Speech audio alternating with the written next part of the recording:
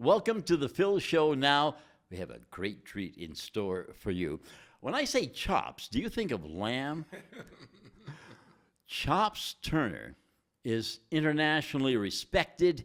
He's a great singer. He's a great entertainer. He's a great football player.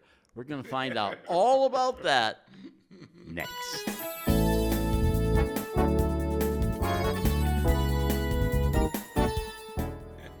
Chops Turner, welcome. Thank you. I'm glad to be here, Phil. Thanks for having me. It's a blessing. You're a blessing. Thank you. If people only knew your history, Right. How old are you? 65. Just turned 65. Aha. In those 65 years, Yes. what stands out the most in your career? That's a good question, Phil. I never thought about that. Have you had a lot of successes? Oh, yeah. Then with successes, you have had to have some stand- stumblings, right? Say again? You always stumble Oh, in yeah. life. That's right. It's not all perfect. That's right. Well, stands out the most for me is trying to be resilient, and trying to give your best all the time. So let me ask you, Chops. You're a respected entertainer, singer, and football player. By the way, folks, Hall of Fame. Tell me about that's your Yes, tag sir. right Yes, there, sir. right? Hall of Fame, yes, sir. Hall of Fame number 42. I got 42 because Ronnie Lott for the San Francisco 49ers was 42. And I took the number because he was a mentor, not only on the field, but off the field as well. Great player, 4 Super Bowls, hard hitting, one of the hardest hitting free safeties ever in NFL history. And I wanted to emulate that, and I did. Yes. When did you start playing football? I started as a little kid, Pee Wee, as we all start, Pee Wee, and I started then. Then I started just watching TV. You know how you watch TV, trying to emulate football players, and I did, and I learned the game, and so from there it grew. What position? At that time, I was playing. At that time, I was playing lineman. Mean Joe Green. I was on the line, playing defensive tackle and guard. And then after I got more experience, I started playing linebacker and cornerback. And then free safety was my thing because free safety means you're able to roam. So I was roaming. And in high school, I was what they call monster man. So I get the chance to roam. So wherever the ball was, I was there. I heard you created a lot of penalties. Huh? Did you? Oh, yeah. That's what.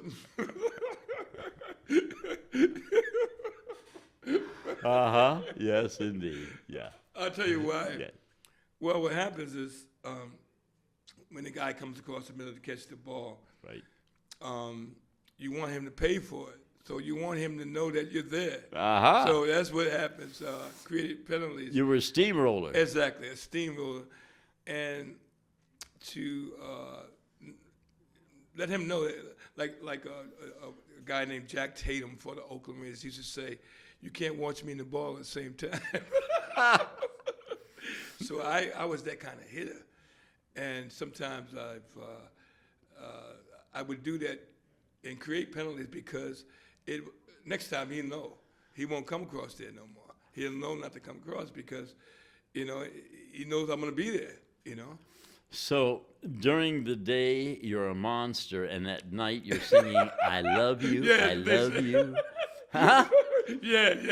That's a very, I very know, cool thing. I know, Huh? that's crazy. That's what they say. Chops is happy, but when on the football field, he had this attitude. It's attitude you have to have in football, in any sport. Congratulations, by the way, on Well, the thank you very much. Hall of Fame. I'm honored because is I never fabulous. thought I would be inducted. Now, people are going to ask, what Hall of Fame is it? Yeah, it's a National Flag Football Hall of Fame. Wow, And national. National, yeah. So we That's a lot of penalties. Oh yeah. Well, well, we grew to the national. Well, it wasn't always penalties, but they don't tell you about. I stopped people on the 1 yard line. They don't tell you about intercepting the ball. And the referee, when I was playing in Maryland, he asked me. He said, "Man, you could be intercepting all these balls." I said, "I don't want to." I said, I want to make them pay for it." Yes. He was like astonished by that. The referees. Yeah. So I became good friends with one of the refs in Maryland, in Columbia, Maryland. Yeah. We played. We won the national championship there, and also in New Jersey. So when we come back, I know we've focused on sports, and that's great. You're a Hall of Famer. Thank you. You belong in the Hall of Fame of music. We'll find out why in just a moment. Don't go away, folks. The wonderful, the great, the world-class Chops Turner coming up. More of this amazing discussion in a minute. But first, please like, follow, and share The Phil Show now. Thank you so much. Let me thank the good folks at iGreen Landscape, your one-stop solution for your residential and commercial property management. Whether it's snowing or whether you're mowing, let Team iGreen handle your landscape and hardscape year-round. From spring cleanups to commercial snow management, I recommend the good folks at iGreen Landscape. Call for your complimentary consultation today.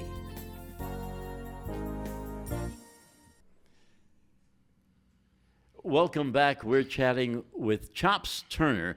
Is that your first name, Chops? My real name is Lewis. Lewis. Turner. Why Chops? Well, it's a nickname. It was a nickname because I chop up on the field.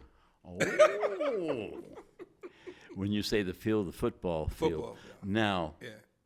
how does the football field and the music field come together? How Well, does that happen? Back then, how can I say it? I was exploring, where I wanted to be in life, and football was the first, and the music came. How did that start? And because I was always at the boys' club and stuff like that, and music was always played in the house, so you pick it up. I had people in my family who did gospel. My uncle was, according to my grandmother, was one of the domino singers. Remember the famous dominoes? Of course. The bass singer. And so I was one of the only ones that picked it up in my family. Did you start by, who was your first mentor, or who inspired you? Music. You're talking about Sam Cooke, Jackie Wilson, those guys, old guys. The blues, B.B. King, Muddy Waters. I used to hear Thelonious Monk, the great jazz, Duke Ellington, and all those guys. Fred Astaire, one of the great dancers. You're talking about the pantheon, Exactly. the pantheon of the greatest ever. Yes, sir. So, do me a little. Do you like James Brown? Oh yeah, James Brown too. I should emulate James. What was the first song you sang? I feel good. Come on, let me hear it. Like I know that I would. I feel good. Like I know that I would now. So good, so good. I got you. Yes, yes. Who else do you really? B.B. King. Do it. Let's see. Every day I get the blues. Every day, baby. Every day I get the blues. When you see me worried, baby, it's you I hate to lose. Nobody loves me. Nobody seems to care. Nobody loves me. Nobody seems to care. When you see me working, baby, it's you I love to share. I love it. How long have you been entertaining? Oh man, it's over 50, about 50 years now. All your life. All my life, yeah. How do you handle adversity? How do you handle things that happen that you didn't want them to happen, but they did? How do you handle that kind of stuff, Well, Chops? spirituality, being. Are you a spiritual person? Oh yeah. What do you mean by spiritual? Religion.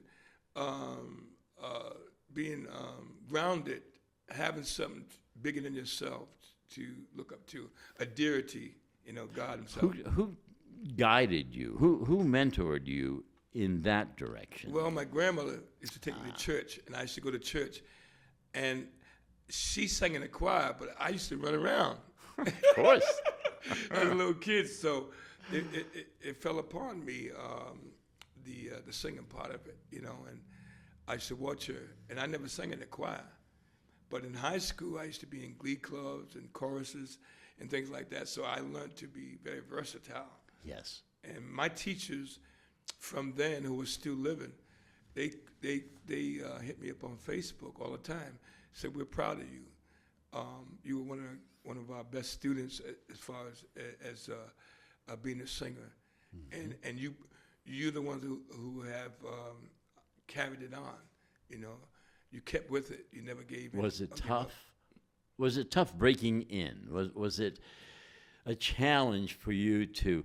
Well, tell us about your musical journey in your whole life. Where did you start? Who did you play with?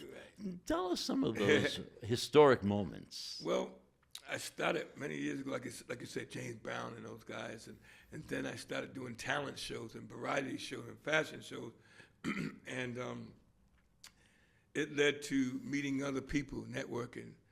I used to be, shy, scared, but after a while, I started. The more I did it, the more I got comfortable doing it. But you always get the jitters, you get the jitters everywhere, every time. Yeah. So who did you play with? Oh, as I grew, and as I grew, I met different players. Like I played with, opened for the Temptations. The first group that was in Boston I opened for was the Shy-Lights. The Shy-Lights. The Shy-Lights. I couldn't believe it, man. Oh, my goodness. The Shy-Lights. Oh, yeah. Ah, yes. Yep. I opened for the Shy-Lights. My first group I ever opened up for, national group, international group. And then it grew. How was that? That was great, man. I mean, I was in heaven. I was in heaven. Were you nervous? Oh, yeah. My first time with the band, and I was in Maurice Starr Talent Night in Boston. Now, didn't he manage you, or? Oh, well, Maurice and I are great friends.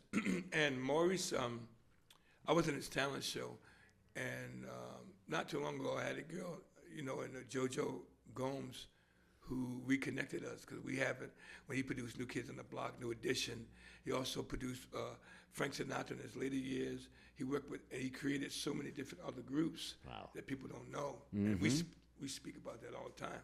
Sure. So we reconnected, and then he said, "I want to put something on you," and we did a song called "Tell Everybody It's Christmas." I was featured on that song, "Tell Everybody It's Christmas." How does that go? NK5. I was just doing parts on it. Yeah. So the melody. I think the line was going, "Tell everybody it's Christmas. Cheers, everybody's here.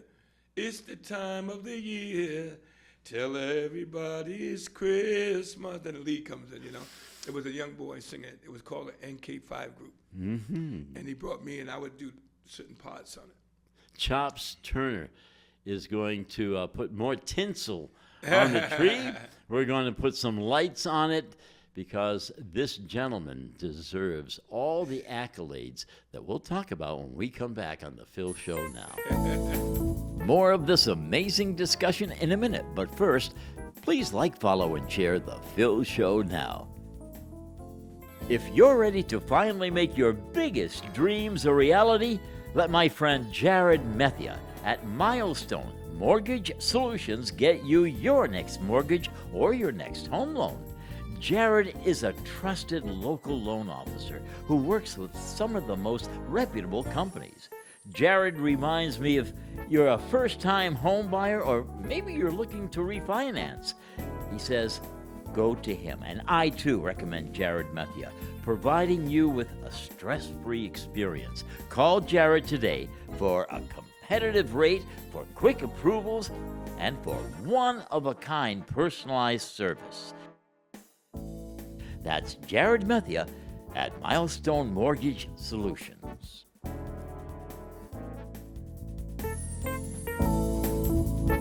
You can now watch The Phil Show whenever you'd like.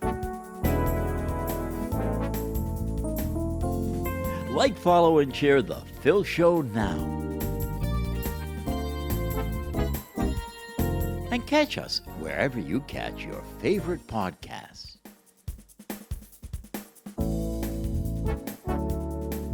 Like, follow, and please share The Phil Show now with a friend. The Phil Show now. Chops, you've talked about the greats. Yeah. Have you ever had a relationship with any of the great entertainers? Oh yeah. Like who? Right now, the Tavareses. Absolutely. Tavares, Victor Tavares, and I. He lives not far from my house now, and I pick him up. We do shows together. Mm-hmm. The greatest moment, as you asked me in the beginning, I have to reflect back. Was I had a birthday party about 3 years ago, maybe 4 years ago, and Victor was on my show, and I played with my live band, and then I got a call from Butch Tavares to ask me, could he come on my show? I said, could you come on my show? Man, what? Are you crazy? And he came and supported his brother Victor, and it was a moment in my life where you got two famous people on stage with myself, man, that they came to my respected party you. and respect me, man. They respected you. They Yeah. know the talent that you have. Oh, man. I'm going to ask you about the local impact your talent Yeah. has had, like Rhode Island, Massachusetts. Right. Tell us a little bit about. Well, you're on Cape Cod Yes, sir. with Colleen. Yes, Tell us a Colleen little Mustard. about. Oh man, she's super talented. She was on great. the show with Oh you. yeah, she was super Absolutely. great, super great. And you know what Jackie Santos Yes. brought us to Berkeley Performing Arts Center, and we did a great show there. One of the greats. And one of the great drummers, Jackie. Colleen is super talented. We connected to Lorraine Totello. She hooked us up. When I left the group in Rhode Island, in Cranston, Rhode Island, I got a phone call to hook up with Colleen. How would I like to hook up? I said, sure. And I've been there 9 years now, and we've been going ever since. Big success. Give us some names that you opened for instance. Oh, man, Temptations, the Jets here. A friend of mine named Eli got me to open for the Jets at Buttonwood Park. Wow. Many years ago. Mm-hmm. The Temptations, the last remaining Otis Williams. The Shy Lights, all the girls, Denise Williams, who was it? Taylor Dane, Krista Waters. There's a bunch of them. I mean, there's so many people. Who else was it? Major Harris is a great friend of mine. The guy who sang "Love Won't Let Me Wait." Oh yes. He was a great friend of mine, Major Harris from the Delphonics. Mm-hmm. And who was it? The Blue Magic, the Persuaders from New York. I opened for them in the Palace in New York City. The Manhattans. Yes. I was asked to be one of the lead singers for the Manhattans. Wow. You know, because Joe had already left. So I was asked to be the lead singer for the Manhattans. There's so many, I can't even think of a lot of them. And as you're naming all of these greats, they sang with you for a reason, Chops. Right. And that's because you are so great. You are. I'm a tremendous fan of you and your talent. And you're the same off stage as you are on. When you're on stage, though, do you zone out? Do you just focus in on your music? What goes on in Chop's mind? Well, my main thing is that first song. What am I going to sing first that's going to break the ice with the people, especially people that don't know me? That first song breaks the ice, and then I start flowing from there. And like you said, I try to get in the zone Yeah. where zone is more like spiritual. Like you try to get in that zone where you can take it to the stratosphere. You know, every note is can I say, angelic. Yeah. We're going to visit heaven and perhaps other places. You never know with Chops Turner. And, you know, speaking of angels, he is an angel. He just won't say it. We'll be right back. More of this amazing discussion in a minute. But first, please like, follow, and share The Phil Show now. Thank you so much. Carefree Homes is an award-winning home improvement company. It's been family-owned and operated since 1978. For over 46 years of business and thousands of satisfied customers, this company is A+ rated. It's an accredited member of the Better Business Bureau. And listen to this, no payments until the project is completed. How's that? Financing options are available for roofing, siding, windows, doors, decks, you name it. CarefreeHomesCompany.com. Call for a free quote. 508-997-1111. CarefreeHomesCompany.com. Welcome back, Chops Turner. When you pick a song, what does it take? What are you looking for when you hear a song and you say, "I want to do that"? Right. Well, what I'm looking for is a different way of interpreting that song. How can I take this song to another level in the back of my mind? You know, like we do when I come and do your thing, the national anthem. Taking it to another level. How can I do that? How can I take my voice to another level? Surely. And that comes with being humble and spiritual. Have you had voice lessons? Oh or yeah, trained? I took lessons. I was trained and still go for more training. Not that for the singing part, how to last and where to place certain notes in your head, in your teeth, diaphragm, and those things.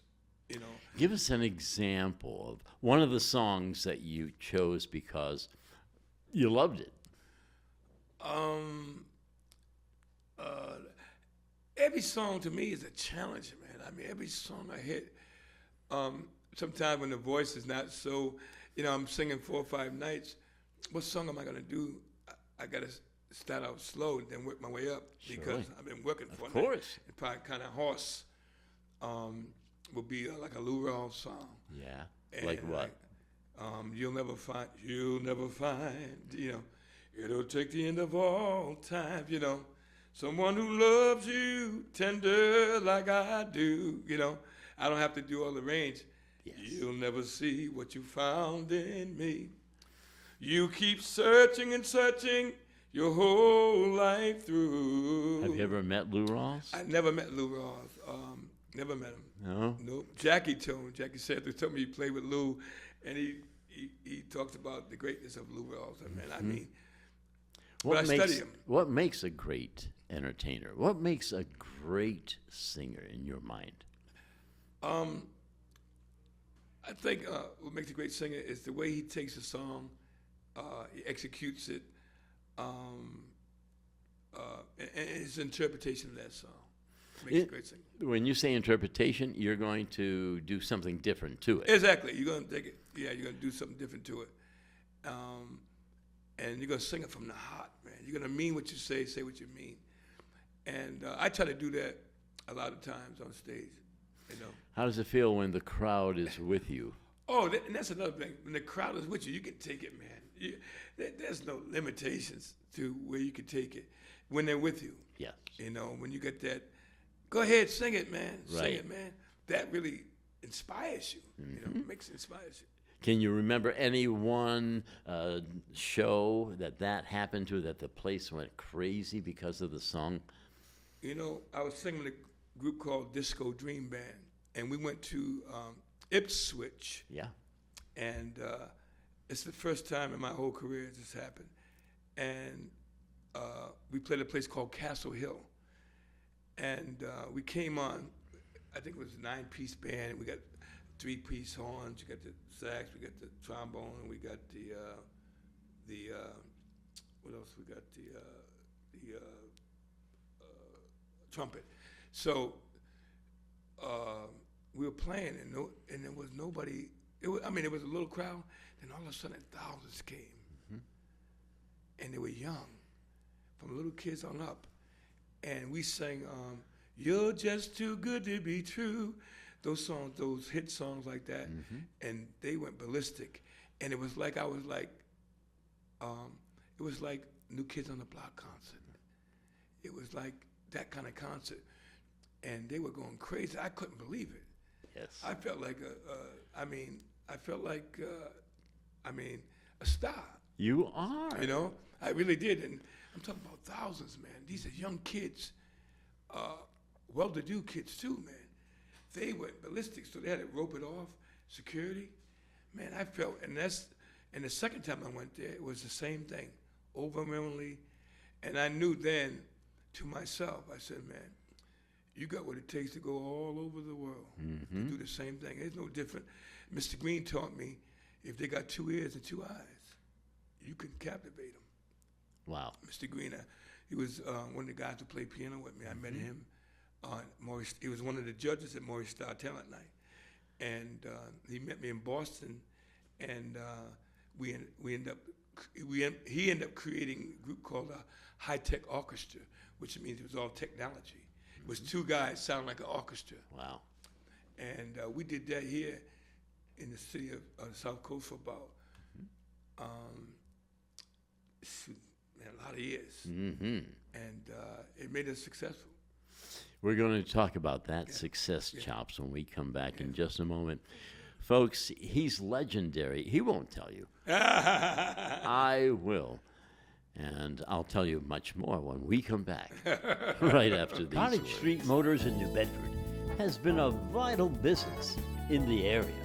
And part of the reason people love Cottage Street Motors is because they are part of the community. They keep things simple. On the car lot, they do things the old-fashioned way. And if you need auto financing, no sweat. They are their own bank. They have been serving the area for decades. I trust them, and I hope you will too. Or at least give them a call. Check things out at Cottage Street Motors. I highly recommend.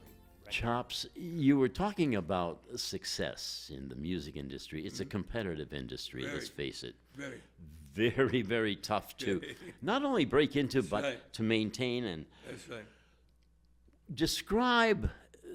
Is there a formula to your success, or what is it that you have Yes, there that is. distinguishes you from all the others? Well, the main thing is be yourself. That makes you different. Be yourself. Absolutely. Do what you do. Like we talked about, taking a song and interpret it your way. Yeah. Makes you unique and stand out from the rest, and be myself. And as I go out there, personality and those things that I use, which is natural, as Of course. it's natural, and some people say it's infectious, and but I want people to, I put myself in their position. How would I feel if I was in their shoes? And I want, and if a lot of times I go to concert, you got guys who you meet who you admire, and sometimes they're not too nice. They're stuck up or whatever. That's not you. That's not me. I would never be that way because I know how it is to be on the other side. Because I'm in the business, and Right. So I treat everybody like I want to be treated. Absolutely. And I give them my time, smile, especially when I do this. I do senior centers, man. I'd rather do that than I do nightclubs because the people there, they love you, man. And They you honor love them back. I love them back. That loop is very important when it comes Right. to not only success, but how you sing a song. I think people can tell you love. You truly do. You love. That's why I can't understand how you got so many penalties. Real good. How could you break a guy's nose at noontime? And then that night you're I know. singing about Be my baby. That's right. Huh? Everybody says that to me. All my players say that to me. You know, Uh-huh.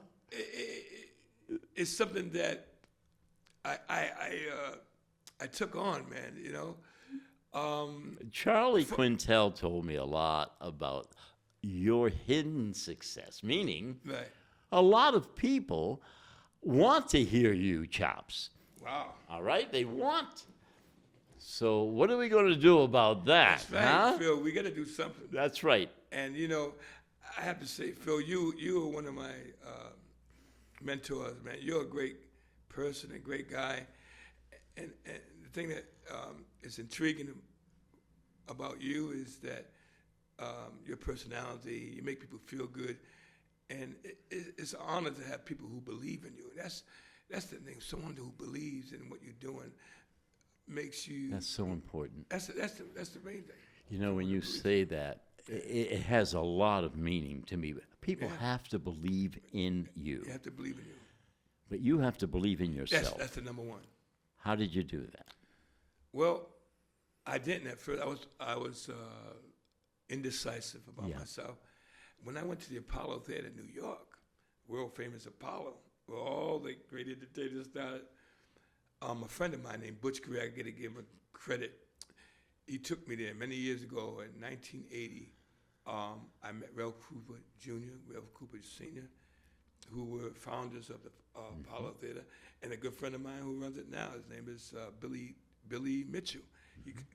He texts me now and tells me, writes me stuff when I do my live stuff over. If he sees your show, man, Chop just, he gives me incentive, man, keep on going. He's been there at Apollo since James Brown.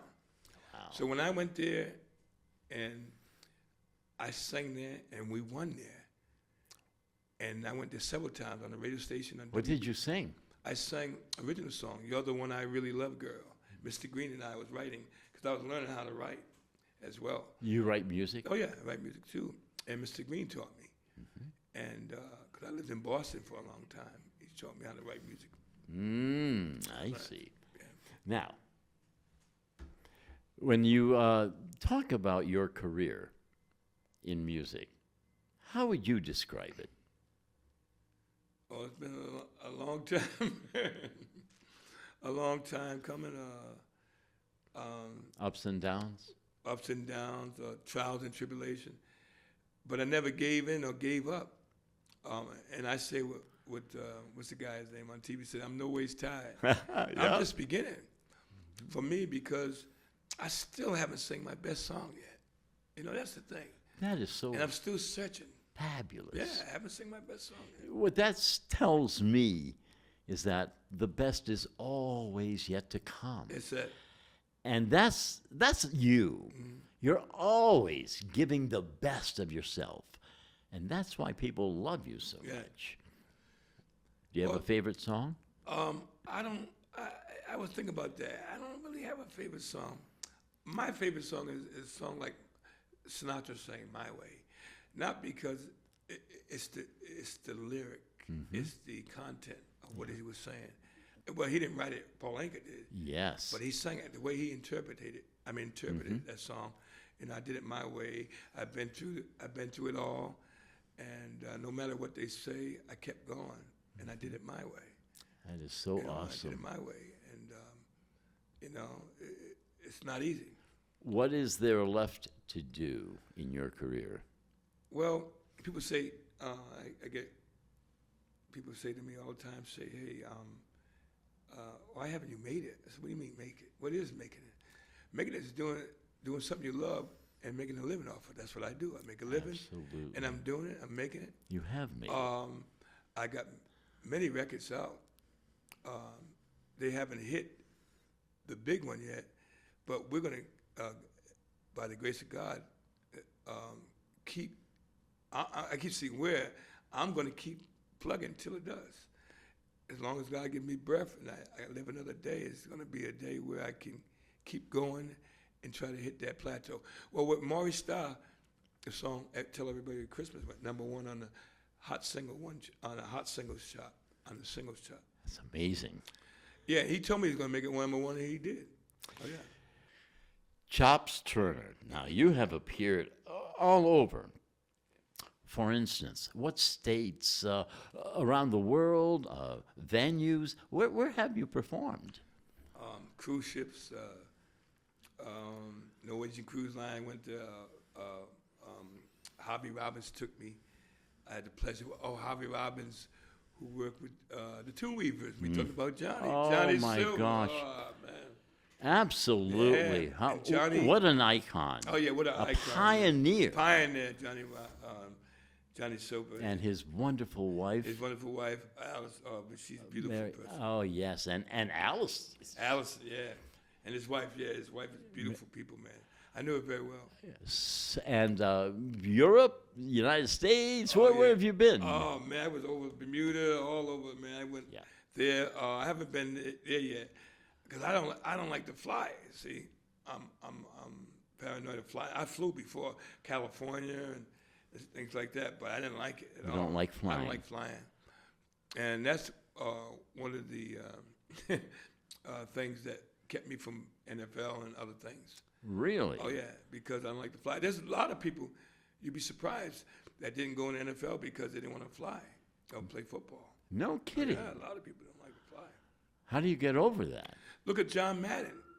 John Madden, who was with the Oakland Raiders, Sure. he took buses everywhere. Aretha Franklin. Really? Oh, yeah, but Aretha started flying later on. Mm-hmm. But her fear of flying, and because you got to fly everywhere, especially when you go to different countries. You're not going to be singing Come Fly With Me. Yeah, come fly with me. There's a flyway. You know what I mean? So I'll probably be like Elvis. The Colonel didn't get him a good. He never went out of the country. Remember that, Elvis? Right. He stayed within. Yes, absolutely. I'll probably be like Elvis. Stay within the country. Yes. And in New England, where do you appear? All over New England. I mean, Boston, New York, Philadelphia. How can folks get a hold of your bio, your music? Where can they go, Go right on Chops? Facebook, Okay. social media. Look up Chops Turner. They can look me up on there, and they can Google me, and everything comes up. I can't believe it. I can't believe it myself. So, just can Google me, Chops Turner, and things will come up. You deserve all of the accolades. Thank you. You have earned them. Thank you. And what a pleasure. Thank you very much.